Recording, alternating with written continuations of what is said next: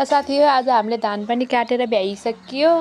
अनि खेतालाहरूलाई खाजा पनि खान दिएँ अनि उहाँहरूलाई चाहिँ टट्ठो पिरो खान मन लाग्यो अरे अनि हामीले त्यही भएर यहाँ भोगटे काटेर माथि लसुन अदुवा र रातो खुर्सानी होइन हरियो खुर्सानी हालेर मजाले पिरो बनाएर पेस्ट बनाएर हाल्दैछु माथिबाट चिनी हालेँ अब मैले यस्ता मजा हातले मिच्छु हात सफा हो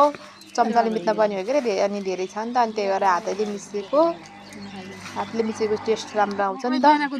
अनि माथिबाट दिदीले दही हालिदिँदै हुनुहुन्छ दही हालिदिँदै हुनुहुन्छ दहीमा चाहिँ अलिक बेसर हालौँ न कस्तो रहेछ अनि यहाँबाट अनि दिदीले चाहिँ चाट मसला अनि चटपट मसला अनि त्यसपछि बेसर हालिदिनु भयो अनि मैले राम्रोसँग मिच्दैछु खेतालाहरूको लागि साथीहरू गफ गरेर हाँसेर बसिराख्नु भयो अनि मैले भाँडामा पनि हालिसकेँ अरूले लैसक्नु भयो हामी 3जनाको लागि चाहिँ यहाँ मैले हाल्दैछु अरू खाना तयार भयो यहाँ नदेखा भिडियो भनेर भनिराख्नु भयो ल अब हजुरहरू पनि खाना आउनुहोस् मैले मेरो लागि चाहिँ यसरी त तयार